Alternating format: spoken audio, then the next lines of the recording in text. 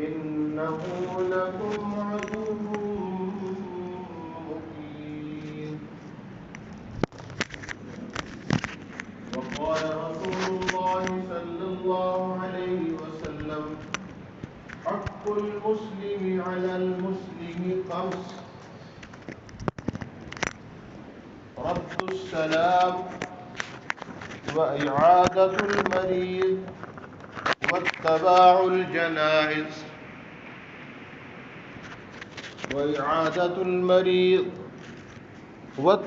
الجنائز وتشميت العاطس، وإجابة الدعوة، أو كما قال عليه الصلاة والسلام. صدق الله مولانا العظيم، وصدق رسوله النبي الكريم، ونحن على ذلك لمن الشاهدين والشاكرين، والحمد لله رب العالمين.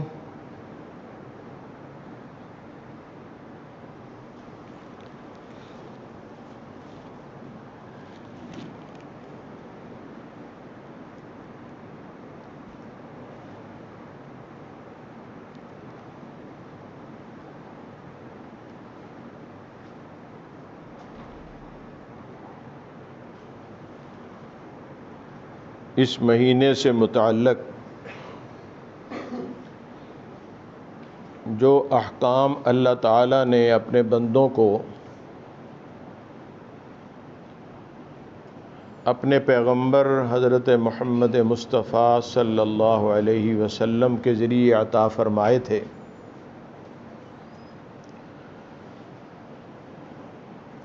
جن کو اللہ نے توفیق دی اور اس سعادت سے بہرہ مند ہوئے، اور جس جس حکم پر عمل کرنے کی توفیق مل گئی، بڑی خوش بختی ہے، بخشش اور نجات کا ذریعہ ہے۔ میں نے عرض کیا تھا کہ جو بہت بڑا عمل ہے وہ تو حج کا عمل ہے، اور حج کے عمل کو بین الاقوامی سازش کے ذریعے ایسا بنا دیا جیسے کوئی پریڈ ہے، فیشن پریڈ، اتنی بڑی عبادت کو۔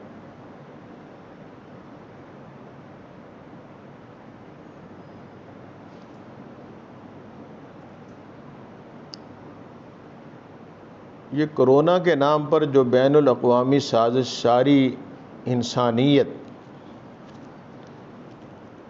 اس میں مسلمان پہلے نمبر پر ہیں، کیونکہ یہودیوں، عیسائیوں اور ہندوؤں کی ایسی کوئی عبادت نہیں کہ بڑے اجتماع والی روزانہ ہو جو حج کی طرح ہو۔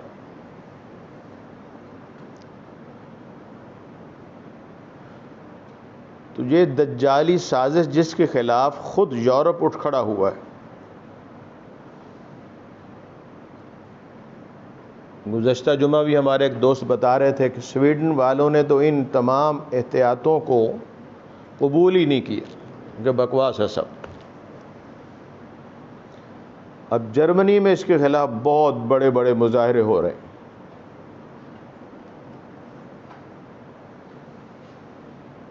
لاکھوں لوگ، یورپ میں تو ہزاروں لوگوں کا اکٹھے ہو جانا یہ بڑا عجوبہ ہوتا ہے، چہ جا کے لاکھوں لوگ، اس کا میڈیا بتا رہا ہے۔ وہ تو اس طرف بھی اشارہ کر رہے ہیں احتجاج کرنے والے کہ ہمیں یہ معلوم ہے کہ ایک اور نئی لہر یہ لوگ چھوڑیں گے دنیا میں، اگلا قدم۔ ہم تو پہلے قدم پر ہی سارے لیٹ ہو گئے، بالکل ہی لمحے پہ گئے۔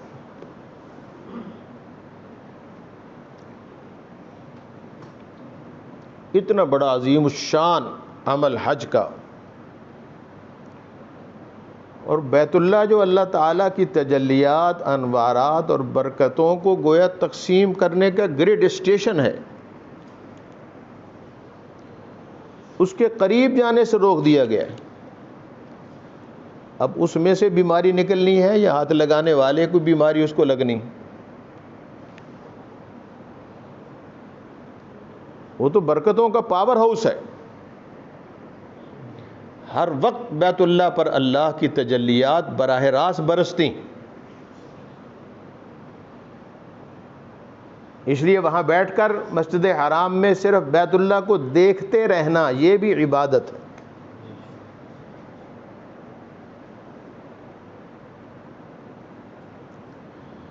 اور وہ پوری دنیا میں مسجد نبوی، مسجد حرام، مسجد قباء، جس کے اندر حضور نے فرمایا 2 رکعت نفل پڑھنا وہاں جا کر عمرے کے برابر، مسجد قباء وہ ویران ہے۔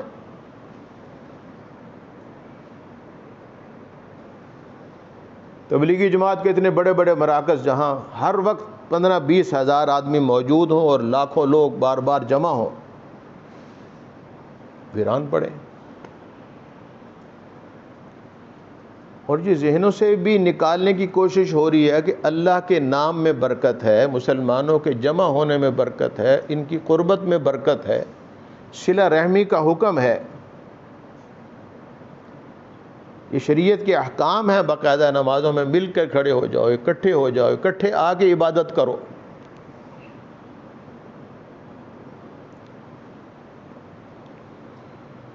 بہت سے دانشور اور بہت سے اللہ والے تو شروع سے اس بات کی طرف توجہ دلا رہے ہیں کہ یہ بہت بڑی سازش ہے، صدیوں سے کفر بہت بڑے وسائل خرچ کر کے، مالی بھی عسکری بھی، تب کہیں مسلمانوں پہ کسی ایک خطے پر وہ قبضہ کرتے تھے۔ اب انہوں نے صرف منہ سے ایک بات نکالی ہے اور پوری دنیا لیٹ گئی ان کے ساتھ۔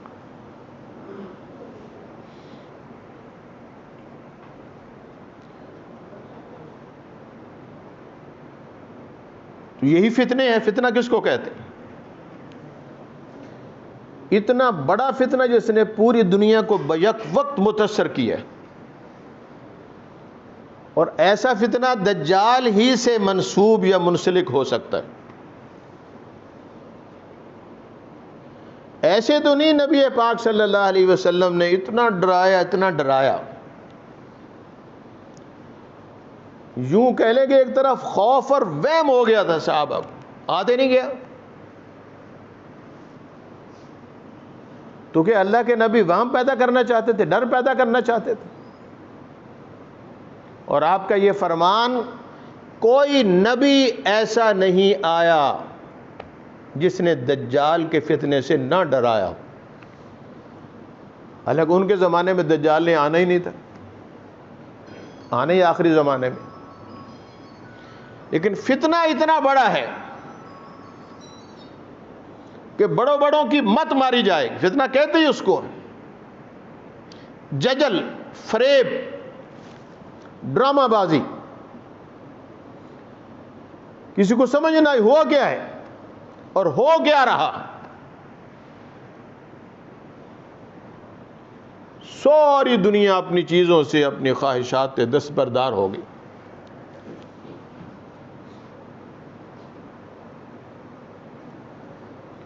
اس میں بڑے بڑے علماء اور بڑے بڑے صلحاء، اب وہ بھی بیچارے پریشان۔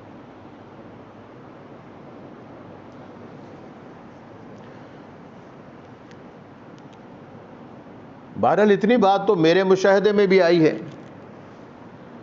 میں نے ان دنوں میں، یہ 3-4 مہینے گزرے ہیں فتنہ کرونا کے، اس میں تقریباً آدھے ملک کا سفر کیا ہے، اور اس سفر کے دوران پہلے تو سفر سے ڈراتے تھے، نکلے نہیں، گھر سے گھر نہ نکلیں، یہ نہ کریں، وہ کریں۔ نکلا ہوں اور پھرا ہوں سارے،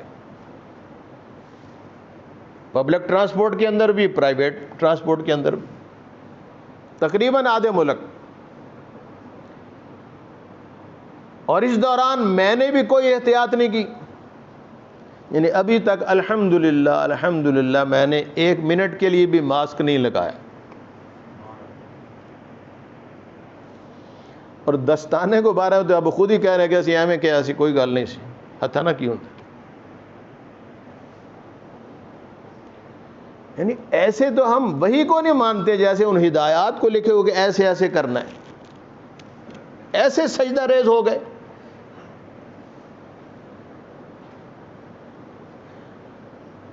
اب جو میں کہہ رہا ہوں عملاً آپ بھی ایسے ہی کر رہے ہیں شروع سے، ابھی تو ٹاما ٹاما کو ہوئے گا.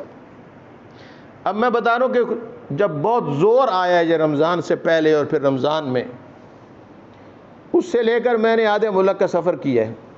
اس دوران کہیں ظاہر میں باہر میں سڑکوں پر، اڈوں پر، اسٹیشنوں پر، منڈیوں میں، آتے جاتے ٹرانسپورٹ میں سب لوگ بیٹھے ہیں کہ ایک موٹر سائیکل پہ جہاں 2 بیٹھنے چاہیے وہاں 5 بیٹھے، رکشوں میں 10 سوار ایک دوسرے کے اوپر، بسوں میں، حتیٰ کہ سرکاری گاڑیوں میں، پولیس کی گاڑیوں میں، فوج کی گاڑیوں میں بیٹھے مل کر سارے فوجی. اس سے لگتا ہے کہ دھوکہ دے رہے ہیں. ایک بہت بڑے عالم ہے کراچی کا، ان کو میں نے 2 دن پہلے فون کیا تو وہ مجھ پر بڑے ناراض ہو تھے کہ آپ یہ کیا کہہ رہے ہیں، اتنے لوگ مر گئے. میں نے کہا اس سے زیادہ مرتے تھے پہلے، اب کم مرے،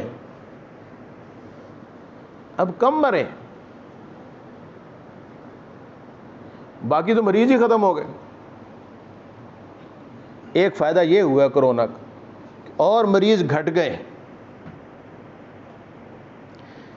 پھر پروپیگنڈا زیادہ ہے. اب جو بھی اس کے بارے میں آ رہا کہ اتنے مر گئے، اتنے ٹیسٹ میں پازیٹو آ گئے، اس کی تحقیق کا ذریعہ کسی کے پاس ہے؟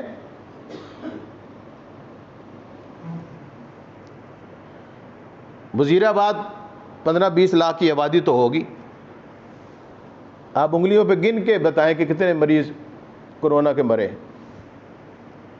جن پر ڈالا اس کے بارے میں وہ یقینی طور پر کہنے کہ ان کو تو نہیں تھا، بیچارہ دل کا مریض تھا، فلاں مریض تھا، اس پر ڈال دیے.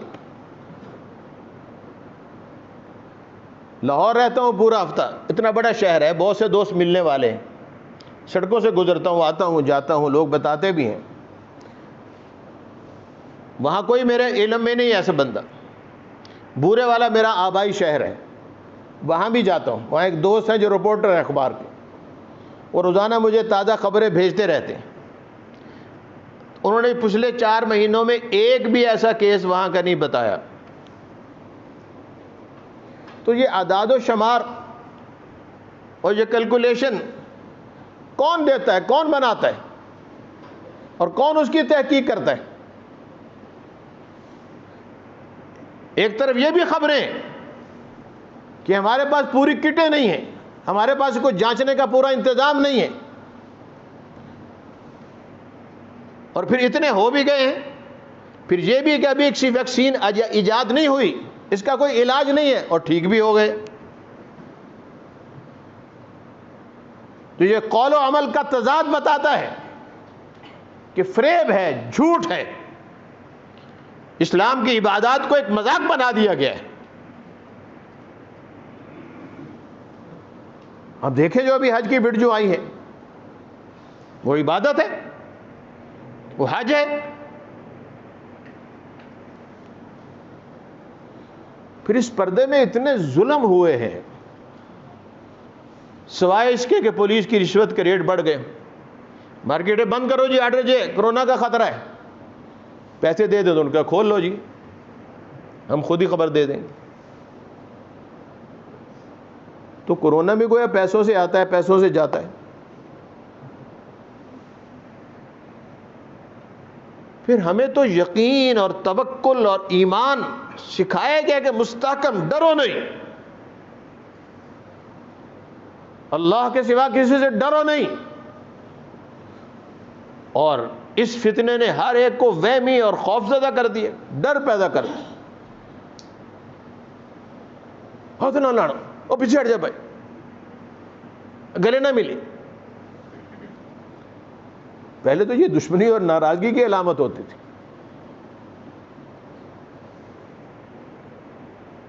تو جن حالات میں یہ حج ہوا ہے، بہرحال بہت ایک صدمے کی کیفیت دل پہ گزرتی ہے۔ خیر، اس بابرکت مہینے کے اندر قربانی ہوئی ہے، یہ لوگوں نے عید کی نماز پڑھی ہے، اور چھوٹی عید کی نسبت کچھ قریب ہو کر پڑھی ہے۔ منڈیوں میں نہ جاؤ، ہر کال کے ساتھ آپ کو ہدایات دی جا رہی، اور اس کے ساتھ یہی ملا دیں بھی 5 وقت نماز بھی پڑھو۔ کس سے ڈرا رہے ہیں؟ بیماری سے؟ کوئی بیماری سے بچا ہوا ہے؟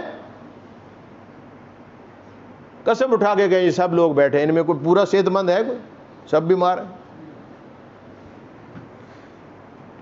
موت سے ڈر رہے ہیں تو موت سے کوئی بچ سکتا ہے؟ پہلے ہی بیمار ہیں، پہلے ہی موت سر پہ کھڑی، ہر ایک کی وقت مقررہ پر آنی ہے، ایک لمحہ بھی کوئی آگے پیچھے نہیں کر سکتا، لیکن ڈر اور خوف، ڈر اور خوف۔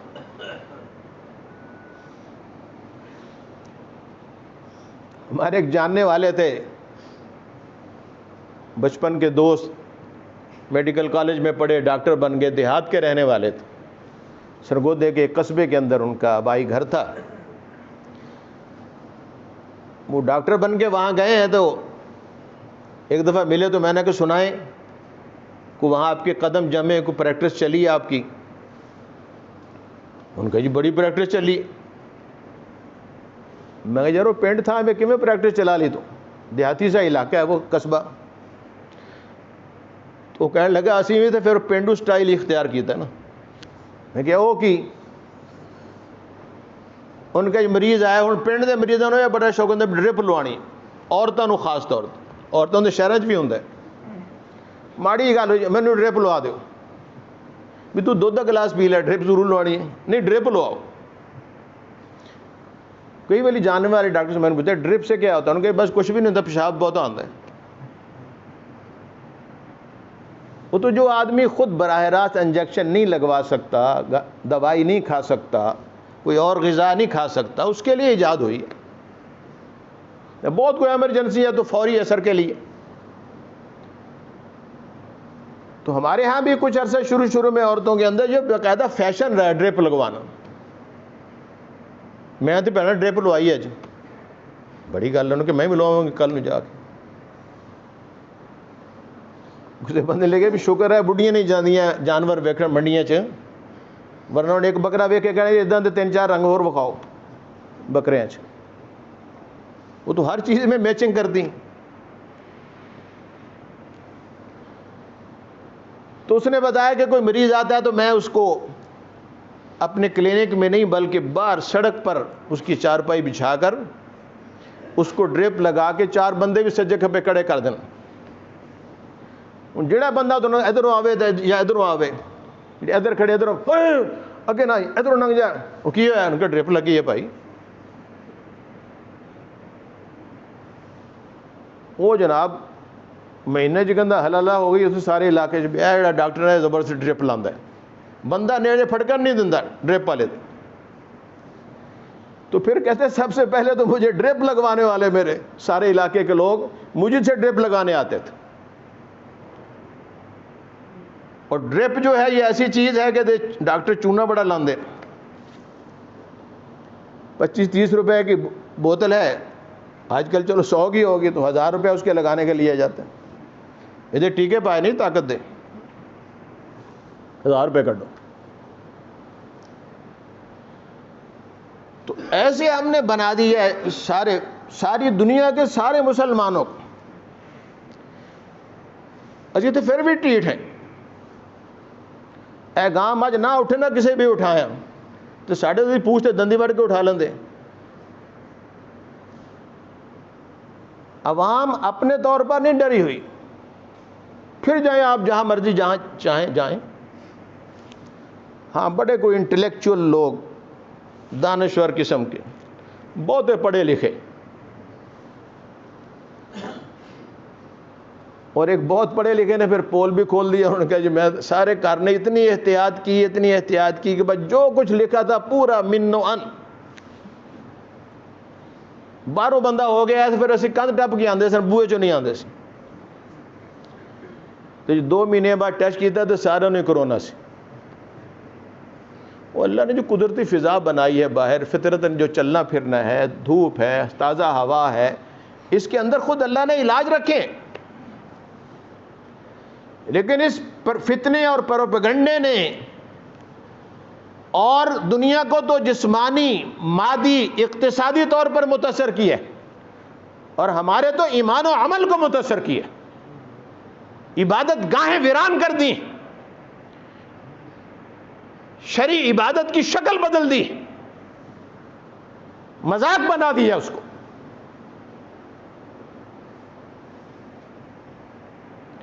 جو آدمی وضو کر کے آتا ہے اس کے تو روح کی گندگی بھی اتر جاتی۔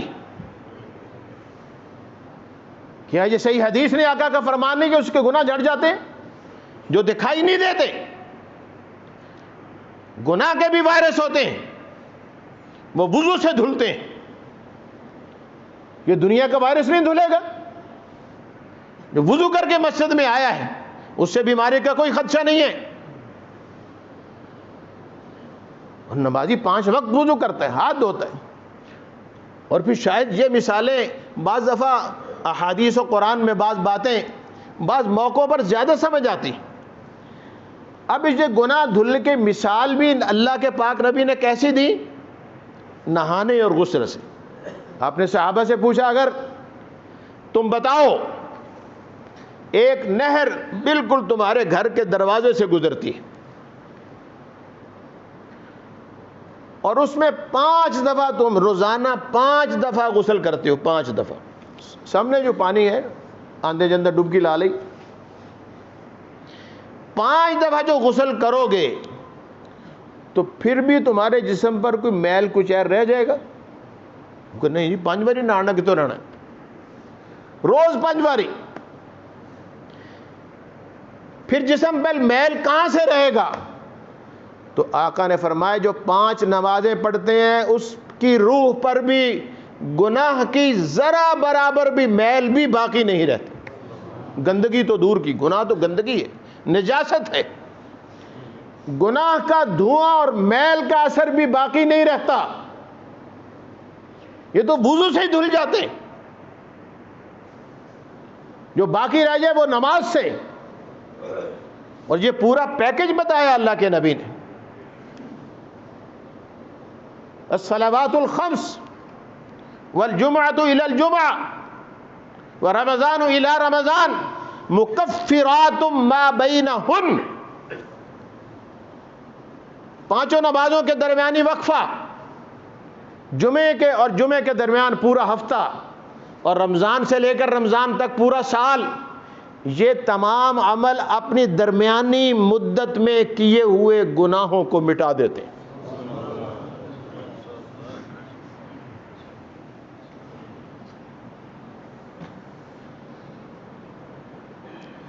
ان اعمال میں سے اللہ تعالیٰ نے ہمیں اس مہینے میں توفیق دی، بہت سے دوستوں نے قربانیاں کی،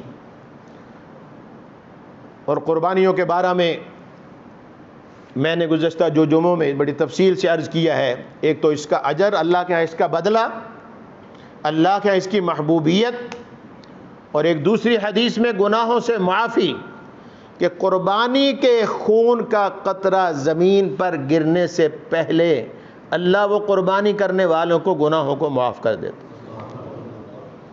شہادت سے تشبیہ دی ہے، تو شہید کے بارے میں آتا ہے کہ اس کے خون کا قطرہ زمین پہ گرنے سے پہلے اس کی بخشش کا فیصلہ ہو چکتا ہے۔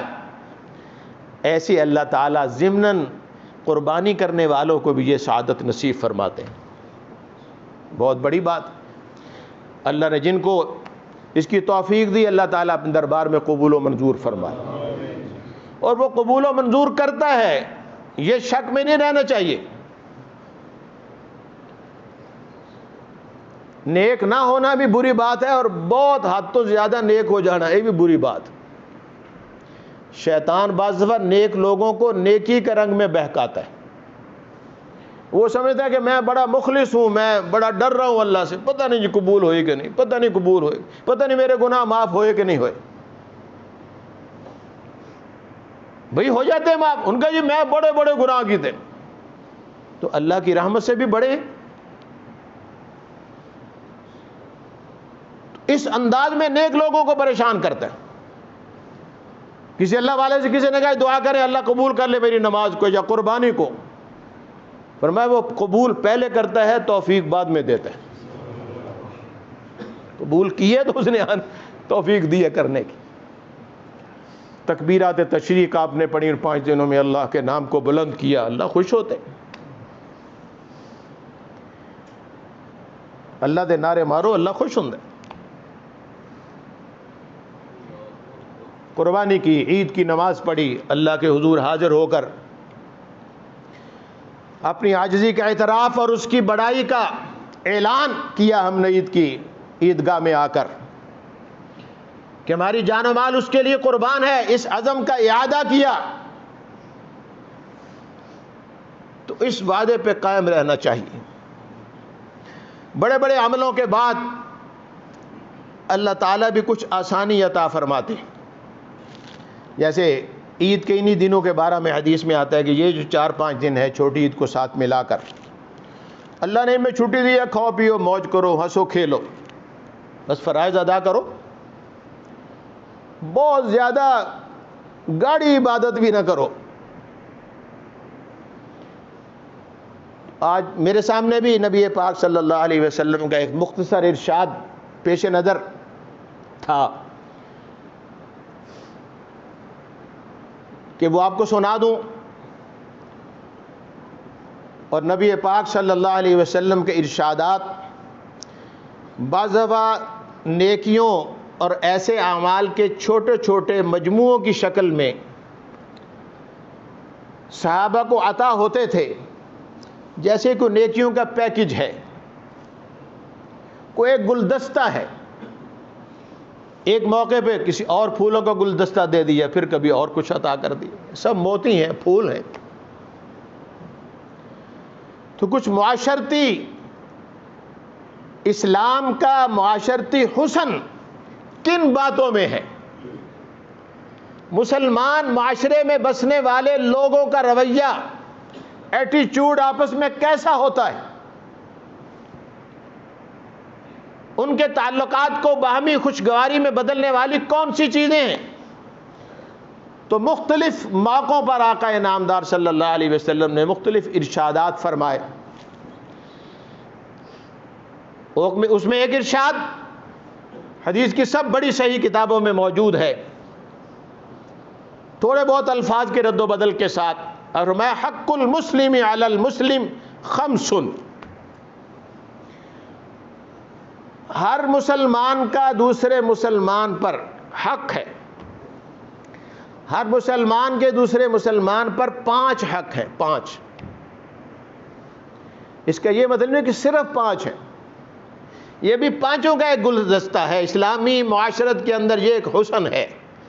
ان 5 مسلمان معاشرہ دیکھنا ہو، اللہ اور اس کے آخری پیغمبر کو ماننے والے کیسے جیتے ہیں، ان کے آپس میں تعلقات اور رویے کیا ہوتے ہیں، اس کے بارے میں اللہ کے پاک پیغمبر نے گلدستہ دیا. حق المسلم علی المسلم خمس، ہر مسلمان کے دوسرے مسلمان پر 5 حق ہیں. جب اپنے اسلامی بھائیوں کے ساتھ مل کر کہیں زندگی جی رہا ہے تو پھر دوسرے کا کم از کم ان باتوں میں خیال رکھے. نمبر 1، رد السلام، سلام کا جواب دینا. بعض علماء نے اس حدیث کا مطلب یہ ہے کہ یہ واجب ہیں، ضروری ہیں، یہ حق ہر ایک کے ذمے ضروری ہیں، ادا نہیں کرے گا تو مجرم ہے. بعض فقہاء نے کہا نہیں، اس طرح کے لازم تو نہیں جیسے فرض واجب ہوتا ہے، لیکن بہرحال معاشرتی حسن اسی میں پوشیدہ ہے. رد السلام، سلام کا جواب دینا. اس سے ہٹ کر سلام کرنا نہیں، سلام کا جواب دینا. یہ سلام کرنے والے کا حق تمہارے ذمے ہے. اس نے سلام کیا ہے تب اس کو جواب بھی دو، وعلیکم السلام کہو. اس نے تمہیں دعا دی ہے، تم اسے دعا دو. اور یہ السلام علیکم پوری دنیا میں تمام مذاہب میں تمام معاشرتی آداب کے اندر اس سے زیادہ خوبصورت ملنے کا کوئی طریقہ اور دعا ممکن نہیں ہے. اللہم انت السلام ومنک السلام والیک یعود السلام. اللہ خود سلام ہے، ان کی صفت ہے. سلامتیاں بانٹنا یہ ان کی صفت رحمت ہے.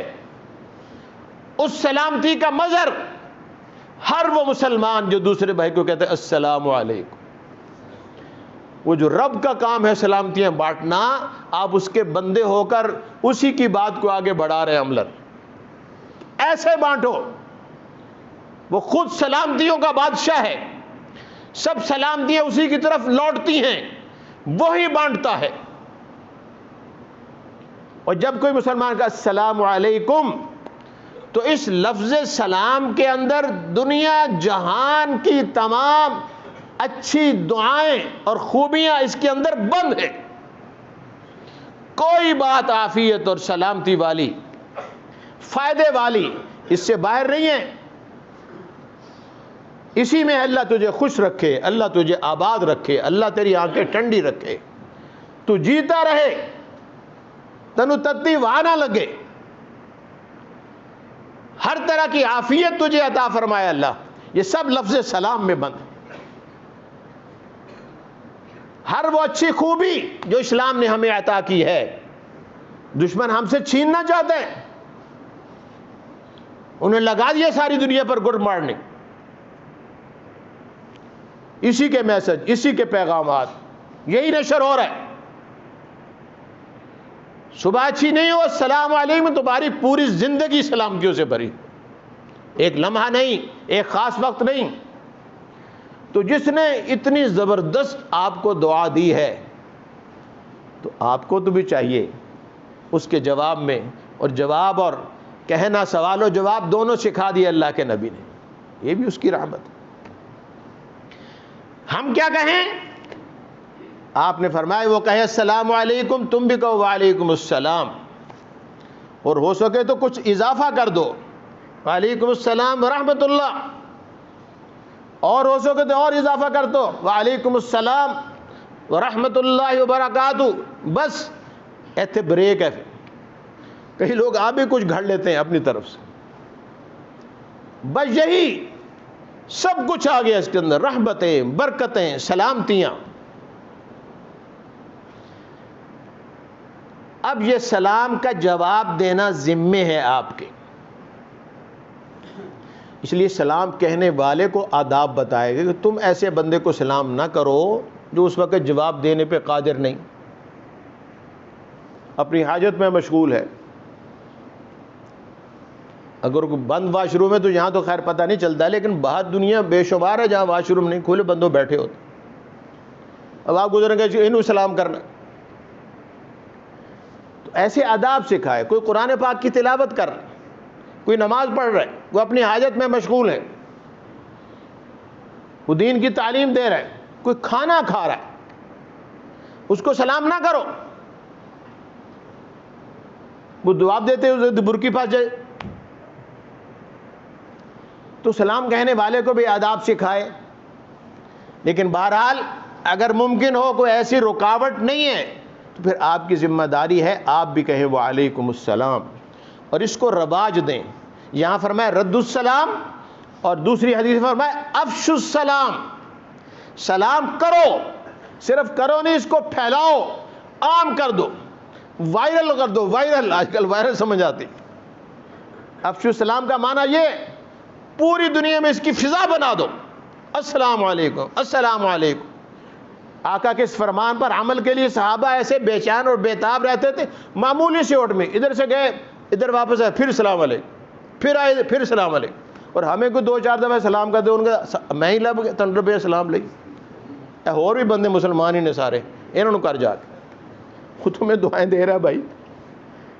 ہر بندہ گیڑا کاٹ کے 100 روپیہ دے جائے، انہوں سے کہنا بھی یار میں ہی لبا، اور بھی دے کسی نے. وَإِعَادَةُ الْمَرِيضِ، مسلم معاشرے کا ایک حسن یہ ہے کہ بیمار کی بیمار پرسی کرنا.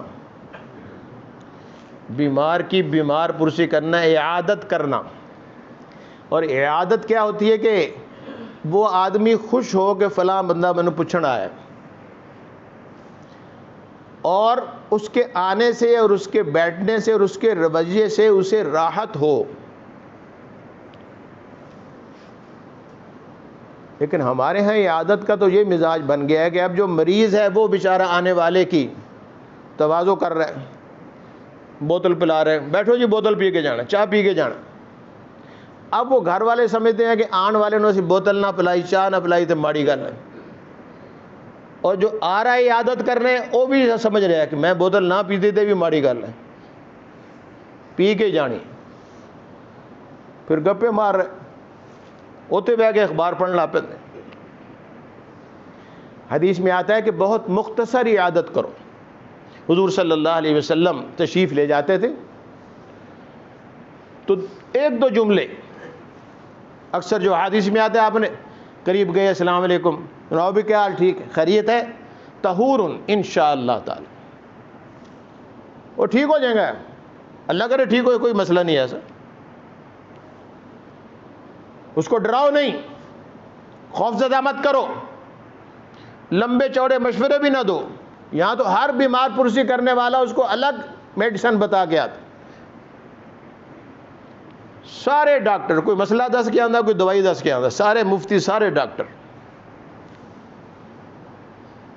مختصر جاؤ جتنی دیر میں، نہ ان کے گھر والوں کو، اگر ایک آدمی بیمار ہے اور مختلف لوگ جا رہے ہیں، خاص طور پہ کوئی آدمی مشہور ہے، تعلقات زیادہ ہیں، برادری بڑی ہے، اب تو بیچارہ وہ پوچھنے والے اس کو مار دیتے.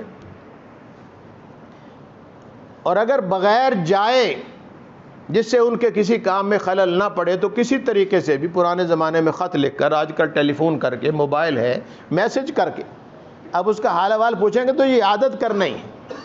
قریب ہے چل کے جا سکتے ہیں تو مختصر، زیادہ دیر نہ بیٹھا جائے. ہاں وہ گھر کا ہی فرد ہے یا اس کے بیٹھنے سے اس کو راحت ملتی ہے، وہ زیادہ خوش ہے، وہ اس کا اصرار کرے یار آپ بیٹھیں، اور اس بیٹھنے سے اس کے کسی اور کام میں خلل نہیں پڑتا ہے، نہ گھر والوں کے کام میں خلل پڑتا ہے، تو وہ ایک الگ چیز ہے. ایکسیپشنل کیس ہر حکم میں، ہر مسئلے میں ہوتے ہیں، لیکن اصل حکم یہی ہے کہ تھوڑی دیر بیٹھو، تھوڑی دیر عادت کرو بس. اور حدیث میں آتا ہے کہ جب آدمی کسی اپنے مسلمان بھائی کو، بیمار بھائی کو پوچھنے کے لیے گھر سے چلتا ہے تو اس کے واپس آنے تک 70,000 فرشتے اس کے لیے بخشش کی دعا کرتے رہتے. تو اپنا فائدہ ہے. واتباع الجنائز، تیسری چیز جو مسلمان کا حق ہے مسلمان پر، کہ اگر کوئی بھائی دنیا سے رخصت ہو جائے تو قریبی لوگوں کو چاہیے اس کا جنازہ پڑھے، جو جو قریب پہنچ سکتا ہو. سفر کر کے دور دراز جانا یہ حکم نہیں ہے شریعت کا، اور نہ یہ مزاج ہے. جو موجود ہیں لوگ وہ پڑھیں، اس میں الگ سے احکام موجود ہیں. دیر نہ کی جائے، اتنی دیر ہو جس میں غسل ہوتا ہے، کفن دیا جاتا ہے اور قبر کھد جائے، بس. اس سے زیادہ دیر کرنا گناہ ہے، جرم ہے شریعت کی نظر میں. جتنی جلدی اور رخصت کی جائے، اور اس میں حکمت لکھی علماء نے کہ اگر وہ نیک ہے، جنتی ہے، تو جلدی اس کو ٹھکانے پہ پہنچاؤ. اگر خدا نہ خواستہ اللہ کی نظر میں وہ برا ہے اور اس کو سزا ملنے والی ہے تو اس کی نحوست کو اپنے پاس کیوں رکھے؟ اس کو دور کرو. یہ تو ویسے نقطے بیان کیا علماء نے، اصل تو شریعت کا حکم ہے کہ بھائی جتنی جلدی ممکن ہو کرو. مامے نے آنا ہے، پھوپھی نے آنا ہے، خالہ نے آنا ہے، کراچی فلائٹ نہیں آ رہی، لندن تو نہیں ملی فلائٹ. یہ سب باتیں خلاف شریعت ہیں. یہ اسلامی معاشرت نہیں ہے، یہ نفسانی معاشرت، ہماری اپنی خواہشات ہیں. جلدی اس پر مستقل کسی وقت احکام پہ بات ہوگی، لیکن مختصر کے بس اتنا ہی وقفہ ہو. یہ بھی حکم ہے شریعت کا کہ جہاں کوئی فوت ہو جائے تو قریب ہے، اگر تھوڑے سے فاصلے پر 2-4 کلومیٹر کے فاصلے پر تو لے آؤ، گھر لے آؤ جنازہ. لیکن اگر دور ہے تو سفر کی مسافت سے ایمبولینس کر کے، جہاز میں بک کرا کے میتوں کو لانا ہزاروں میل دور سے. کراچی بندہ فوت ہے، لاش وزیر آباد لے آؤ جی. یہ سب باتیں خلاف شریعت ہیں، عمل کرے یا نہ کرے، لیکن سن لے شریعت کا حکم، ذہن میں ہو، اس وقت کم از کم ضمیر ملامت تو کرو کہ ہم صحیح نہیں کر رہے۔ کتنے لوگ ہیں آپ میں سے ان کو اللہ تعالیٰ نے حج عمرہ کی سعادت نصیب کی ہوگی؟ جو بھی وہاں گئے ہیں مدینہ منورہ، وہ جانتے ہیں، صرف جانتے نہیں، وہاں جاتے ہیں اہتمام کے ساتھ۔ میدان احد میں اب تو مین دروازے سے بالکل سیدھی بہت چوڑی لمبی سڑک، مسجد نبی کے دروازے سے باہر نکلے سامنے احد پہاڑ نظر آتا ہے۔ پہلے درمیان میں آبادیاں تھیں، جوان پیدل چلے جاتی، تھوڑا سا فاصلہ سامنے پہاڑ دکھائی دیتے، اس کے دامن میں غزوہ احد ہوا، 70 جلیل القدر صحابہ شہید ہو گئے۔ تو میدان احد جنت البقیع یا مسجد نبوی یا مدینہ شہر سے کتنا دور تھا؟ کتنے کلومیٹر ہوگا جی؟ کو آجی انہوں پتا ہونا، کیوں جی زائد صاحب؟ 8-10 کلومیٹر۔ تو کیا ان کی میتوں کو، شہداء کی میتوں کو مدینہ منورہ جنت البقیع میں نہیں لایا جا سکتا تھا؟ جنت البقیع نبی پاک صلی اللہ علیہ وسلم کی دعاؤں کا مرکز، آپ نے وہاں دفن ہونے والوں کے لیے مغفرت کی خوشخبری دی ہے، ان کو وہاں نہیں لایا جا سکتا تھا؟ نہیں لائے، وہی دفن ہوئے۔ ایک صحابی کی میت کو لانا چاہ عمر بن جنوح رضی اللہ تعالیٰ عنہ، اس لیے کہ ان کے بیٹے بھی شہید ہو گئے، ان کے بھائی بھی شہید ہو گئے، تو انہوں نے چاہا کہ ان کو لاش لے جائیں، لیکن اونٹ پر رکھا، اونٹ کو چلانا چاہا، وہ نہیں چلتا تھا۔ حضور میں اتار دو، اتار دو، یہ نہیں جائے گا۔ سب کے ساتھ اپنے ساتھیوں کے ساتھ ہی دفن ہوگا۔ حضور کے چچا وہاں دفن، حضرت حمزہ رضی اللہ تعالی۔ تو احد کا میدان، اس پر الگ سے کوئی حکم نہ ہوتا تو میدان احد کے شہداء کی قبریں ہمیں یہ بتا رہی ہیں کہ جو جہاں اللہ کے سپرد ہو اس کو وہیں سپرد خاک بھی کر دیا جائے، اس کی کوشش نہ کی جائے۔ کوئی حکمت، کوئی مصلحت، کوئی حکمت کا کیا ہوتی ہے؟ بس ایسی چاہت ہے، ہماری خواہشات ہیں، اور میں بار عرض کرتا ہوں، خواہشات کا نام دین نہیں ہے، اللہ رسول کے احکام کا نام دین ہے۔ تیسری بات آپ نے فرمایا ایجاب الدعوہ، اگر تمہیں کوئی بلائے، کو کھانے کی دعوت دے، مقصودی بات تو یہ کہ کھانے کے لیے بلائے، لیکن لفظ دعوت میں تو ہر چیز آتی، کسے کام کے لیے بلائے کوئی مسلمان بھائی، تو اس کی آواز پہ لبیک کہو، چھوٹا ہو یا بڑا، غریب ہو یا امیر۔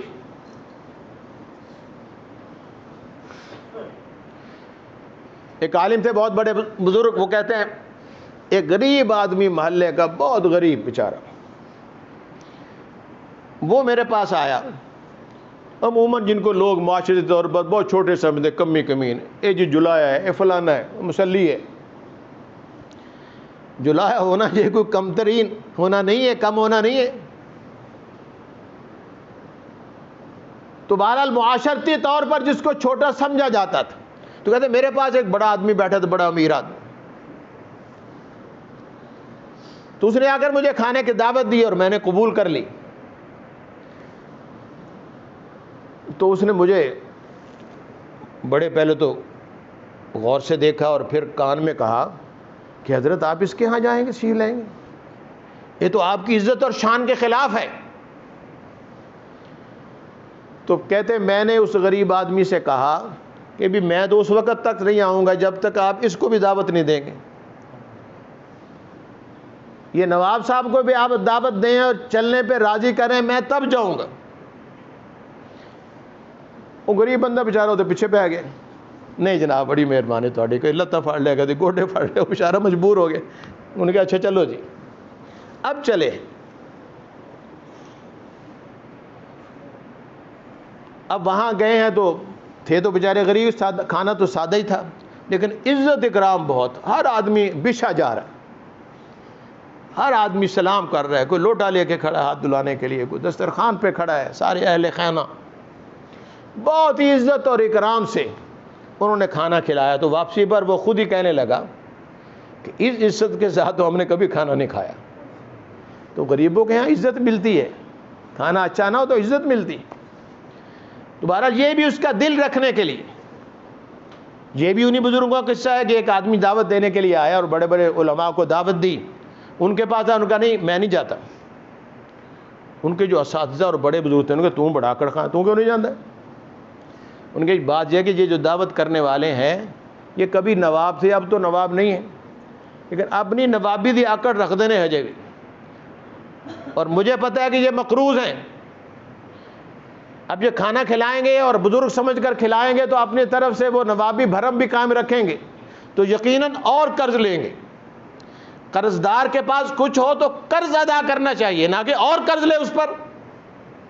اب اس پر واجب تو نہیں ہے کہ ہمیں کھانا کھلائے، اس لیے میں نہیں چاہتا اس پر اور بوجھ بڑھے۔ سب کی بات سمجھ میں آ گئی۔ کوئی ایسا عذر ہو تو اور بات ہے، ورنہ دل رکھنے کے لیے چھوٹی موٹی کوئی دعوت کرے، بلائے بھی، اس کا جواب دینا، یہ بھی ایک معاشرتی حسن ہے۔ اور اس دعوت میں لفظ عام ہے، دعوت کسی کام کے لیے کوئی بلائے کہ یار آنا مجھے ذرا کام کر دیں، تو مسلمان کے کام میں لگ رہا ہے۔ فرمایا جب تک کوئی بندہ میرے دوسرے بندے کے کام میں لگ جاتا ہے تو اللہ کہتے ہیں میں اس کے کام میں لگ جاتا ہوں، اور کیا چاہیے۔ عبداللہ بن عباس رضی اللہ عنہ کا وہ قصہ مشہور ہے کہ اعتکاف میں سے کسی نے بلایا اپنے کام کے لیے، لوگوں نے کہا آپ نے اعتکاف توڑ دیا، پھر میں نے روزے کی طرف اشارہ کر کے حضور کی قبر کی طرف فرمایا میں نے اس قبر والے سے یہ بات سنی ہے، اپنے مسلمان بھائی کے لیے اگر کوئی کام کے لیے جائے تو اس کو اللہ 10 سال کے اعتکاف کا اجر عطا فرماتا۔ باقی یہ بات اس سے بھی بڑی ہے جو آقا نے فرمایا کہ اللہ فرماتے ہیں، حدیث قدسی ہے، وہ اس کے کام میں لگتا ہے، میں اس کے کام میں لگ جاتا ہوں۔ اور آخری بات وہ ہے تشمیت العاطس۔ اب عجیب بات ہے، 14 صدیاں پہلے اسلامی سٹیٹس، اسلامی معاشرتی ایٹیکیٹس اللہ کے پیغمبر بتا رہے ہیں، اور اس میں ایک یہ بھی بتایا، ایک ادب مجلس کا، محفل کا، اسلامی معاشرت کا، کہ جب کوئی مسلمان بھائی چھینک مارے تو وہ کہے گا الحمدللہ۔ یہ کس نے کہا؟ لیکن اس کو الحمدللہ کہنے کا کس نے حکم دیا؟ اللہ کے نبی نے۔ آپ نے فرمایا نا کہ چھینک آئے تو تم کہو الحمدللہ۔ یہ کرونا اندر بڑھیا ہوگی تو باہر آ جائے گا نیشنل۔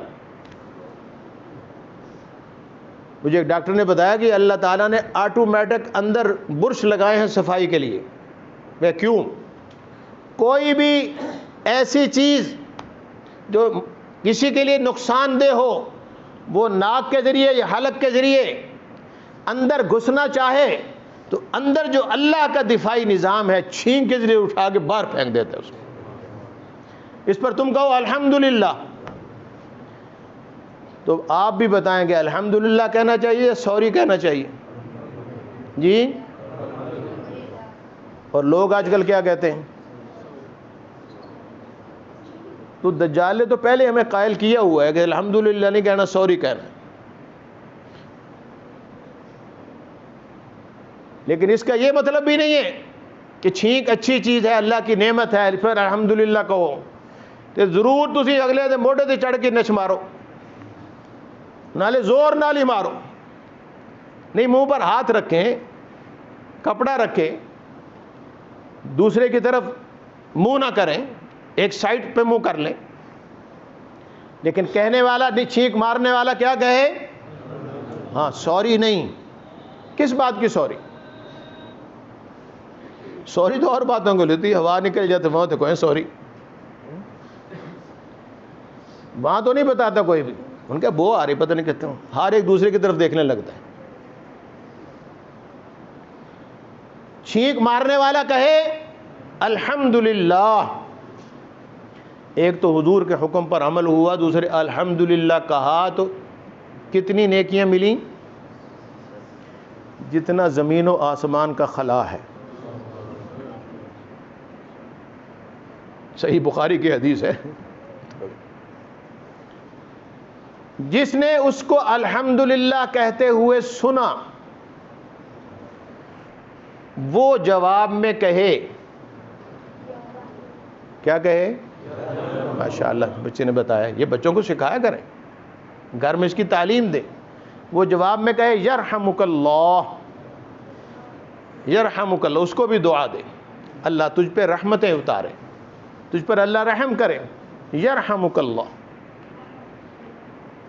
کہتے ہیں حضرت مالک بن انس رحمہ اللہ مدینہ منور میں حدیث کا سبق پڑھا رہے تھے، اتنا بڑا مجمع تھا کہ انہوں نے چھینک ماری اور سارے مجمع نے کہا یرحمک اللہ، تو اس کی گونج مدینہ کے گورنر کے محل تک گئی. وہ گھبرا کے باہر نکلا کہ کیا ہوا ہے؟ تو لوگوں نے بتایا نہیں ہوا کچھ نہیں، کوئی جلوس نہیں آیا، کوئی ہڑتال نہیں ہوئی، لوگ نعرے نہیں مار رہے. یہ تو امام مالک رحمہ اللہ کی مجلس میں موجود لوگوں نے ان کے الحمدللہ کے جواب میں یرحمک اللہ کہا ہے. یہ ہے اسلام کا فیشن. اس کو مزاج بنائیں، اس کو معاشرے میں لائیں.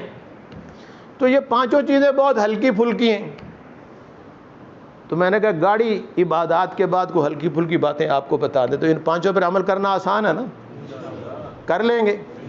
ہاں اوروں کو بھی بتائیں. اللہ تعالیٰ مجھے بھی آپ کو اس کی توفیق عطا فرمائے.